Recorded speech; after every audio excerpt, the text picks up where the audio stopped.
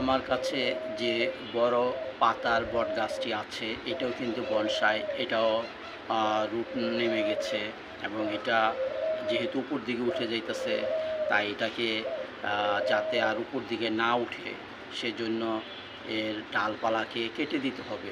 অর্থাৎ বনসাই করার জন্য আমাদের প্রতিনিয়তই গাছের ডালপালা কেটে গাছকে ছোট রাখতে হয়, যাতে বনসাইয়ের প্রকৃত রূপটা থাকে এবং প্রচুর ডালপালা গজায়। সেই জন্য আজকে আমি আমার এই বড় পাতার যে বট গাছটি আছে সেটার এই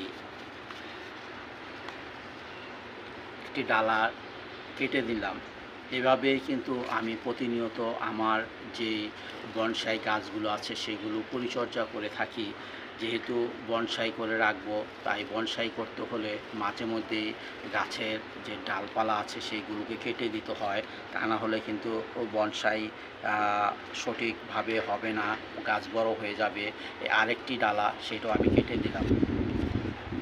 এভাবে আমার গাছের যতগুলো ডালা আছে সেই ডালাগুলোকে আমি কেটে দিব বনসাই করার জন্য, অর্থাৎ যাতে খুব সহজে বনসাই আকার ধারণ করে। সেই জন্য আমি আমার এই বড় পাতার যে বট গাছটি আছে সেটার 3টি ডালাই আমি কেটে নিলাম। যেহেতু এই ডালাগুলো বড় হয়ে যেতেছে, অর্থাৎ বনসাই আকৃতি দেওয়ার জন্য মাঝে মধ্যেই আমাদেরকে এই ডালগুলো কেটে দিতে হয়। এই যে আমার গাছে রুট নেমেছে, প্রচুর রুট কিন্তু আছে আমার এই বনসাই গাছটাতে। প্রচুর রুট আমি কিন্তু কিভাবে নামাইছি সেটা কিন্তু দেখিয়েছি। এখন এই রুটগুলো মোটা তাজা হইতেছে, বড় হইতেছে।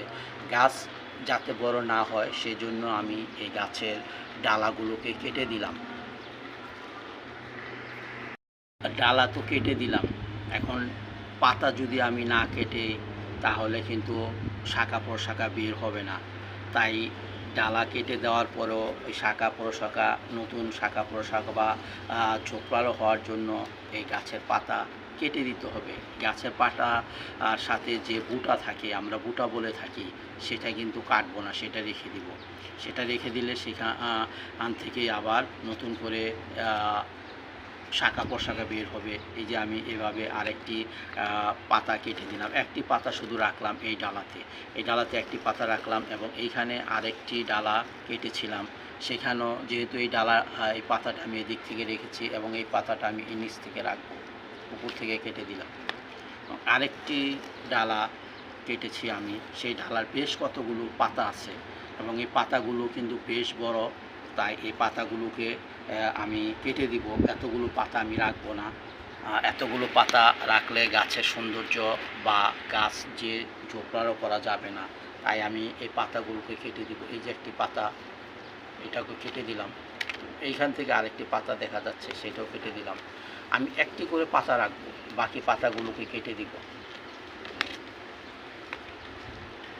এবং এইখানে আরেকটি ডালা দেখা যাচ্ছে, এই ডালাটা হয়েছিল, এইখানে আমি আরেকটি পাতা কেটে দিলাম।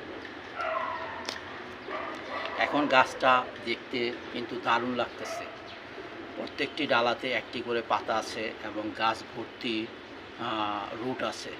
গাছটি দেখতে কিন্তু আমার কাছে চমৎকারই মনে হইতেছে।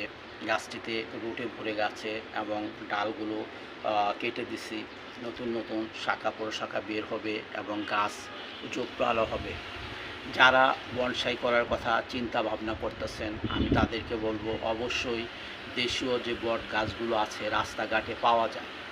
রাস্তাঘাটে পুরাতন বাড়িতে কিংবা কোনো গাছের গোড়াতে এই বট গাছগুলো পাওয়া যায়, বড় পাতার বট এবং ছোট পাতার বট। এইগুলোকে সংগ্রহ করে এইগুলো দিয়ে কিন্তু খুব সহজে বনসাই গাছ করা যায় এবং রুট নামানো সম্ভব। এই যে রুট কিন্তু দেখা যেতেছে, রুট কিন্তু আছে। আমার কিন্তু এই গাছটির রুট, প্রচুর রুট আছে এবং এটাকে আমি ছোট করার জন্য, দেখতে সুন্দর করার জন্য আমি এর ডালগুলোকে কেটে রাখি প্রতি 3 মাস অন্তর অন্তর, বা যখন দেখি যে গাছগুলো বেশ বড় হয়ে যেতেছে তখন আবার এই ডালাগুলোকে কেটে